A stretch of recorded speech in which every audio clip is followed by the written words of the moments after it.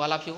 आज हम आप लोग को क्लास 9 गणित अध्याय फर्स्ट संख्या पद्धति के विषय में बताएंगे।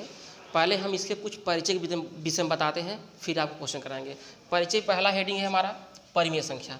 परिमेय संख्या वो संख्या होती है जिसे हम बटे के रूप में लिख सकते हैं, P/Q के रूप में लिखा जाता है, जैसे 2/3, 3/4, 1/2 करके होता है। ठीक है।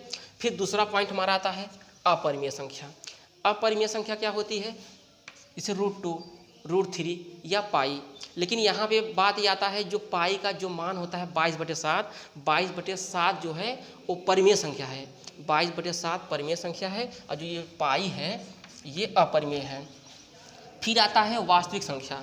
वास्तविक संख्या जो होती है सभी संख्याओं का संग्रह, जैसे पूर्ण हो, अपूर्ण हो, भाज्य हो, अभाज्य हो, परिमेय हो, अपरिमेय, सब कोई भी संख्या आए, हर संख्या वास्तविक संख्या होती है। फिर आता है प्राकृतिक संख्या।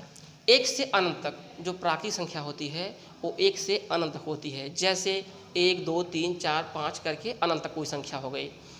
फिर आता है पूर्ण संख्या। पूर्ण संख्या 0 से अनंत तक होता है, जैसे 0, 1, 2, 3, 4, मतलब 0 रहेगा। 0 जो है पूर्ण संख्या में 0 रहेगा। प्राकृतिक संख्या में 1 से शुरू होगा, इस ध्यान दीजिएगा। प्राकृतिक संख्या हमारा 1 से शुरू होगा और पूर्ण संख्या हमारा 0 से शुरू होगा। फिर देखिएगा अभाज्य संख्या। अभाज्य संख्या क्या होती है?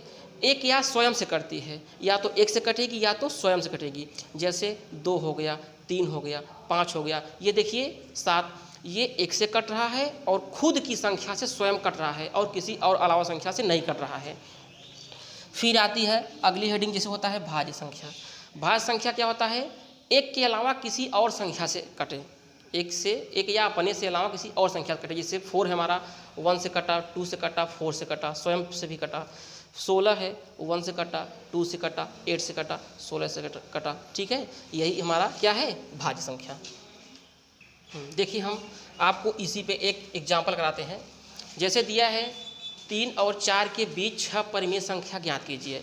अगर यहाँ पे सबसे विशेष बात ये है, आपको ये ध्यान देना होगा, अगर पूछा है कि 6 संख्या ज्ञात करना है तो आप तुरंत ध्यान दें। अगर 6 पूछा है तो 6 में +1 कर देंगे, अगर 5 पूछा है तो 5 + 1 कर देंगे, अगर 8 पूछा है तो 8 + 1 कर देंगे। उसके बाद में जो पूछा है, जैसे 3 और 4 पूछा है तो 3 में अंश और हर में 7 का गुणा करेंगे। फिर बगल में संख्या क्या देखेंगे? 4 है तो 4 में भी हम 7 का अंश और हर में गुणा करेंगे। जब अंश में गुणा करेंगे इसमें हो जाएगा 7 × 21/7 और 7 × 28/7।